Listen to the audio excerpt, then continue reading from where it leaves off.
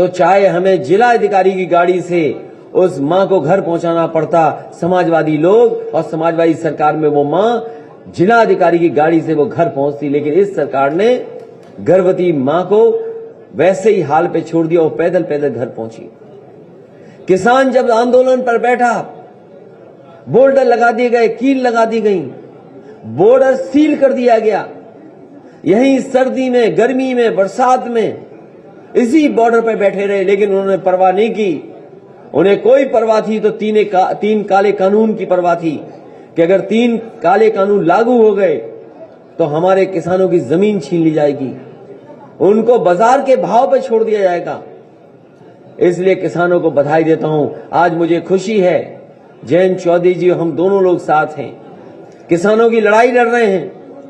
और मैं अपने जिस इलाके में ये चुनाव है, पहले चरण में वो लोग जानते हैं और आखिरी चरण में जो चुनाव है वो लोग जानते हैं। चौधरी चरण सिंह जी ने सभी किसानों को एक कर करके, एक साथ ला करके उनके आंदोलन को आगे बढ़ाने का काम किया।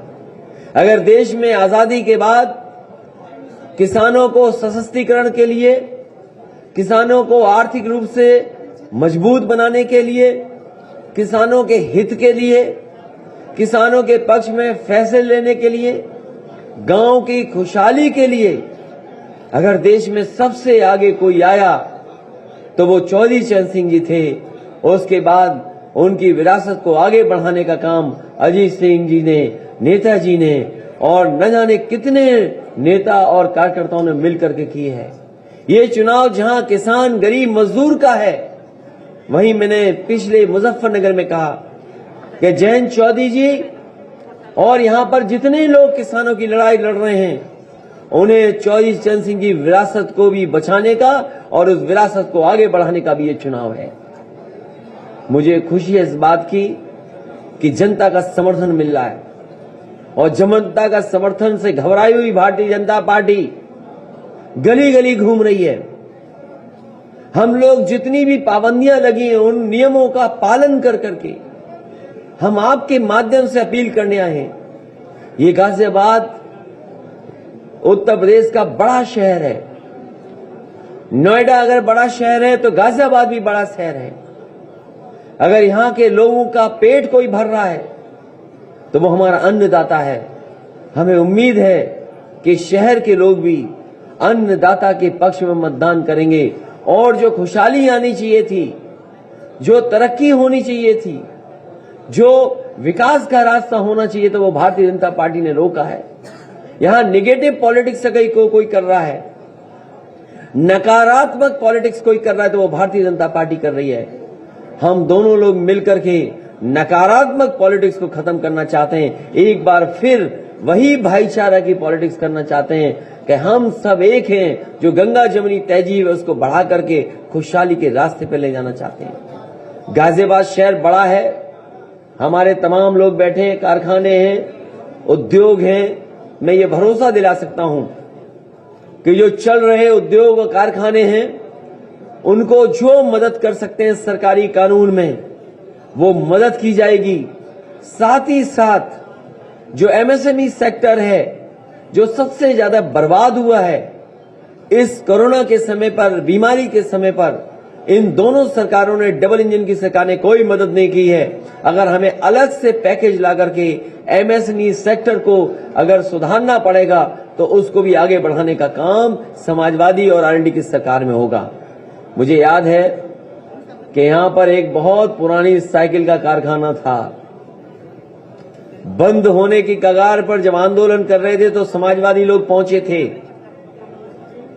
मैं तो कहूंगा कि हालांकि वो प्राइवेट सेक्टर का है कारखाना, बहुत पुराना कारखाना है, समाजवादी सरकार बनने पर साइकिल के कारखाने को पुनः जिंदा करने का काम कोई करेगा तो समाजवादी लोग करेंगे। और इसलिए करेंगे क्योंकि हमारा विशेष लगाव है साइकिल से।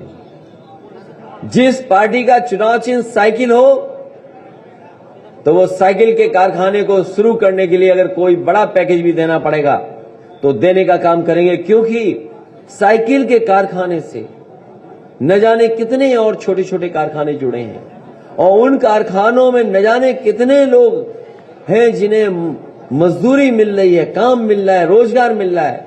हमारा स्वार्थ, हमारा लालच ये है कि हम लोगों को रोजगार और नौकरी दे दें। अगर रोजगार और नौकरी के लिए हमें कोई बड़ा पैकेज भी देना पड़ेगा तो समाजवादी सरकार पीछे नहीं हटेगी। ऐसे कारखाने, उद्योग को सहयोग करने का काम करेंगे। क्योंकि मैं पोटली लेके चलता हूं, एक लाल वाली, मैंने पहले दिखा दी थी, लेकिन मैंने ये कहा था कि हम और जयंत चौधरी जी जब दोनों आएंगे तो हमारे दोनों के हाथ में पोटली होगी। ये अन्न संकल्प के लिए हम पोटली लेके चलते हैं। यही अन्न है जो हमें और आपको जिंदा रखता है।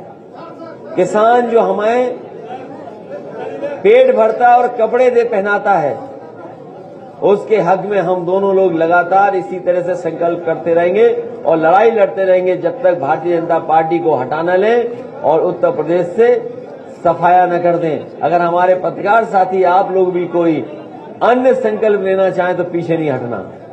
आप लोग भी हमारे साथ किसानों की लड़ाई लड़ने के लिए आगे आएं। और मैं कहता हूं, इस गाजीपुर बॉर्डर से और उस गाजीपुर बॉर्डर तक भारतीय जनता पार्टी का सफाया होगा। इसीलिए ये दोनों गठबंधन के लोग ऐतिहासिक जीत हासिल करने जा रहे हैं।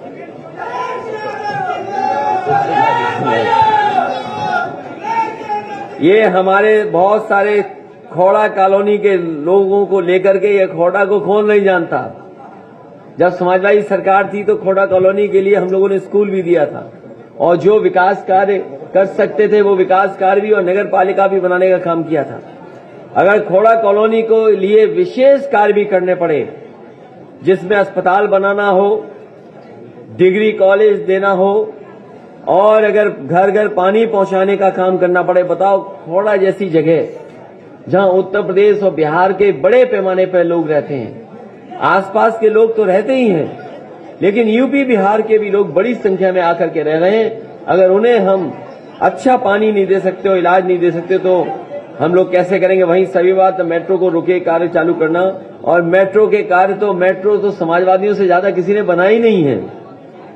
आप में से पुराने पत्रकार लोग भी जानते होंगे जिनके पास मेट्रो का इतिहास होगा। सबसे पहले एक बार नेताजी यहां आए थे और नेताजी जब आए थे तब मैं भी उनके साथ आया था।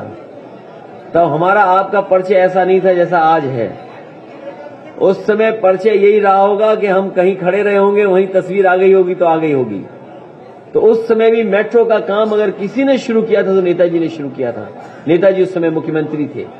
तो मेट्रो का काम हो और शहर की जो सुविधाएं हैं कि ट्रैफिक ठीक तरीके से चले,